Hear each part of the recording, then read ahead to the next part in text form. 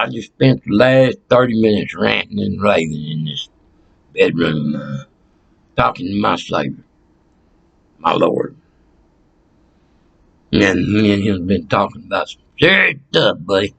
Stuff is going on, stuff is still going on, stuff is going to continue to go on ad nauseum. It's never going to end. So he's going to come and end it. So, there you go. From 2017 till now, I have lived with the fact that in 2017, I crossed over to the other side. And when I got there,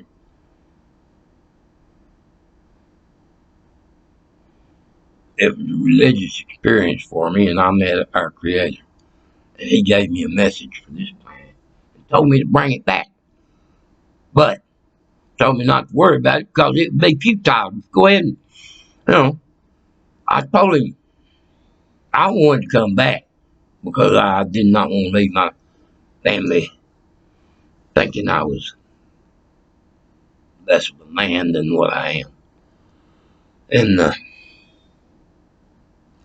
when you hear the circumstances of everything, you will shudder in incredulity. That whatever that word is, where you just will not believe it because so far there's not one person on this planet who has believed a word I'm saying.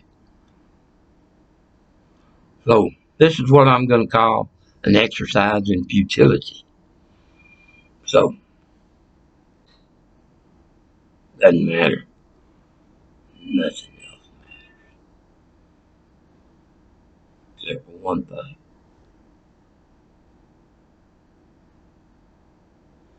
There's a bug in my head. And it put there as a larva. And it grew. And it matured. And it metastasized. And it spread through my brain back in June of 2017. When it took control of my brain and my body, my mind, my heart, my soul, and it opened me up like nothing you can imagine. I became one with the universe. My mind expanded and exploded, and I knew the answer to all my questions. I could recall all the dialogue from every movie I'd ever seen. I could recall the words to every song I'd ever heard. I could recall every Bible phrase I'd ever read or heard or seen in a movie, or I had awareness of all the knowledge that my mind had accumulated over the years of my life, because it all became apparent when I had to confess my sins before my Lord God.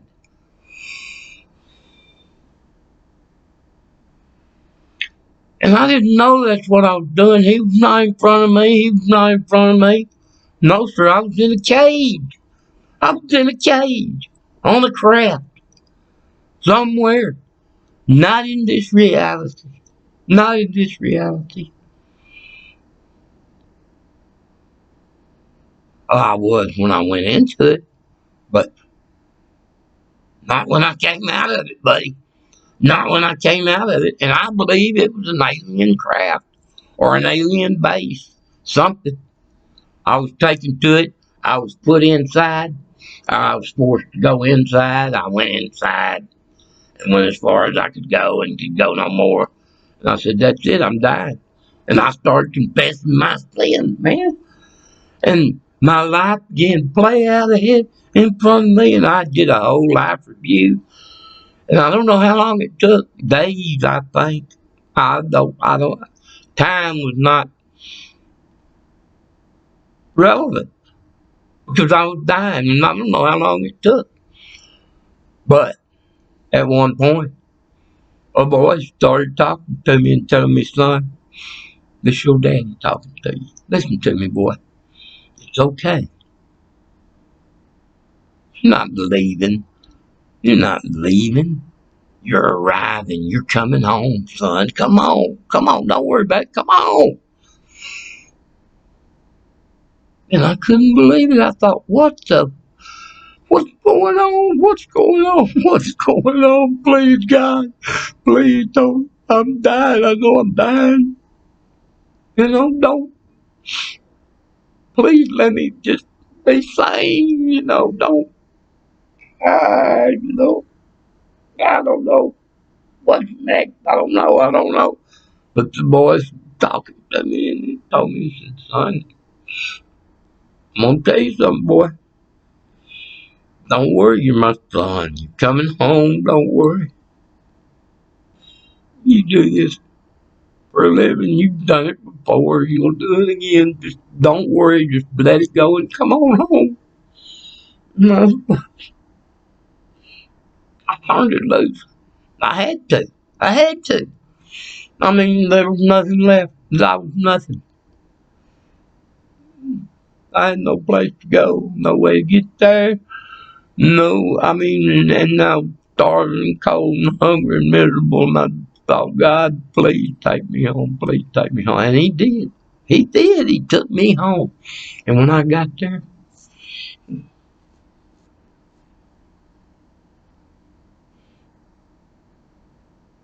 I saw everything and everybody that I ever loved in this world. And they were all waiting for me. They were all waiting for me. I couldn't believe it. I couldn't believe it. I couldn't believe it. And I went and sat at the table with my father and with Hank Williams and with Willie Nelson and with Johnny Cash, with Waylon Jennings and with Rock Hudson and with Tony Smollett and with Charlton Heston and, oh, goddamn, Clint Eastwood was there. And, especially John Wayne, he sat right next to my daddy, too. I was sitting right there by my daddy. Right there, right there. I said, well, what the hell? I mean, this is what it's in my mind. I'm thinking, what? And he was talking to me. My daddy was sitting there talking to me. And he said, son, you're home now. These are your brothers. These are your brothers. This is the world I have built. This is what I have made for mankind. And you're home now. You're home.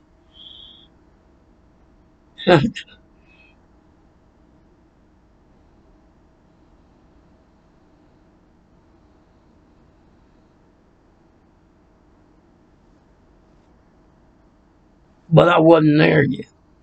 I wasn't there yet. I was still stuck in that tunnel. But I was seeing all this. I was seeing all this and feeling it. And,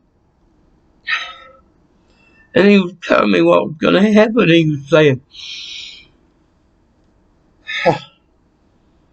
religion hadn't worked. People have been slaughtered throughout the ages in the name of God and religion, and said, that's not why you're here. That's not why you're here. I put you here to have pleasure and to enjoy life, to be fruitful and multiply. And then I left. I have other things to do. I have a universe to build. And I left you on your own, but I'm always in you and I'm always there and I know everything that's within you. Because I designed it. I created it. Every cell in your body reports to me, if you want to put it in an earthly term. I am the president of the universe. Do you hear me, son? I mean, he got rough with me because I was, I'm so. I mean, how do you,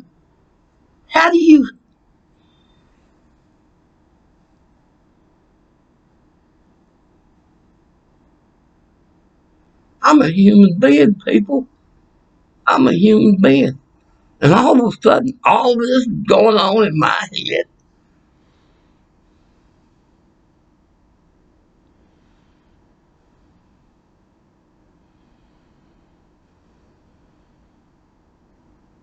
And he told me what was coming. Don't worry about it. They destroyed you. Said, you know, you've been beat down and here you are. And there's a purpose for it. And don't worry. Don't worry, son. I said, okay. He said, I've got a job for you. And we partied. We partied. You know, I mean, in my mind, I was hugged and loved. And, you know, but it was only in my mind because my body was stuck wherever it was. I was. I don't know if I was in a coffin. I don't know if I was in a spaceship. I have no clue where I was, to be honest with you. But I know where I thought I was. I know where I thought I was. Yes, sir. I was in either. I was in an underground base, I thought, that was connected to the Dallas County Jail because that's where I was in residence. I had been arrested at Walmart as a shoplifter, arrested for theft under $100 because I had gone in there on a spending spree and just having a blast. Man, I was having so much fun. And when I got ready to leave, I did not have my wallet. And now I was in trouble. And when I protested my innocence, I was beaten by the arresting officer. Not beaten, but severely injured. And when I got mad at her and cussed her, well, I got charged with retaliation. I got sent to Dallas County Jail.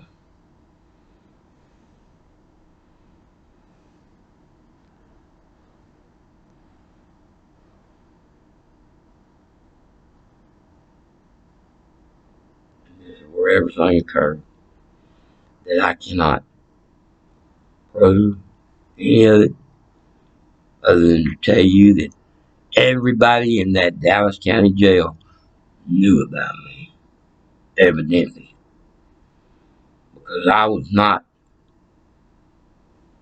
quiet about it. I mean, they were. That's why I was in so much trouble. I was in so much trouble. I was in isolation. Just boom, boom. They were moving me all over that jail. All over that jail. Ever worked at the hospital, and when they finally took me to the hospital, doctor refused to treat me and said I was being aggressive because I asked for a tube of peanut butter. That was being aggressive. No, what I did, she asked me what happened to me because I had bruises and batters all over me, and I said, cops did it. Stood there and shook her head and mentioned, told him guards, I'm not treating him, he's being aggressive. Well, that's a goddamn lie. I was not. I was begging for that tube of peanut butter because I was starving to death. God help me. You know. But anyway, when I left there, and she refused to treat me, that's when they took me to isolation cell where they were watching me 24 hours a day. They claimed it was a psych ward. And then I was in a different cell. You know, that's when they took me to the portal and I crawled through. And when I came out of there, buddy, I was in a different universe. I mean, it was here and it was It was not here, baby, because the outside world was on its static charge because what everything led me to believe is that I had made first contact with aliens that was verifiable in front of the world. That's what I thought. That's the way it played out to me. And that's what I still believe. I had made first contact, but the whole world knew it. When I came out of that tunnel, after my God talking to me and telling me that you are my son and I have a mission for you to be on. When I came out of there, it was like I was birthed into this reality that was, I was either in an alien craft, a time machine, a universal machine that never ends. The machine never ends because it is the universe. And everything that's ever been in the universe is right there in that machine. And time is cataloged in a huge, vast array of huge I mean, like, they were little, the slice of time that we occupy was a little bitty postage stamp size chunk that passed by on a conveyor that never ends, never ends, never ends. And that was their whole world right there. And that's where they put me when I came back onto one of those postage.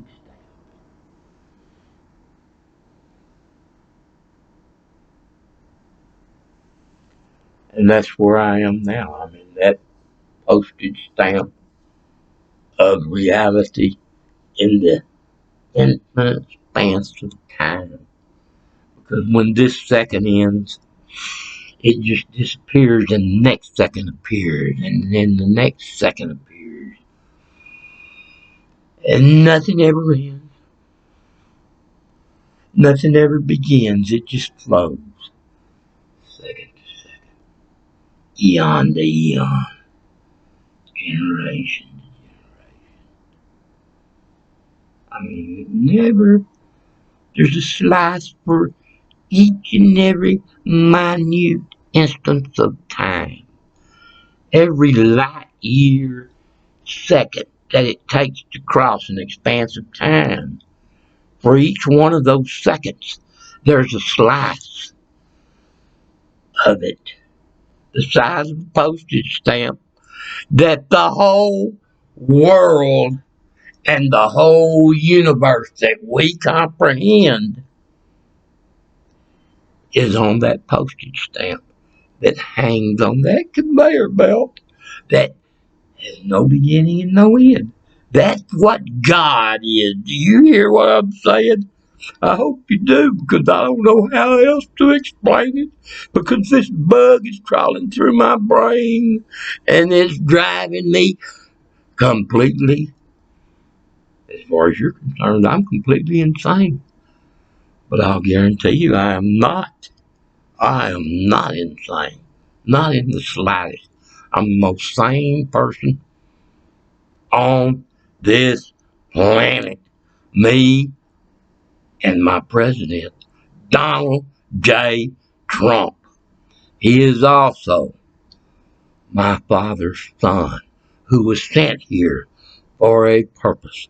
He does not know it, not yet, but I'm here to tell him if I ever get the opportunity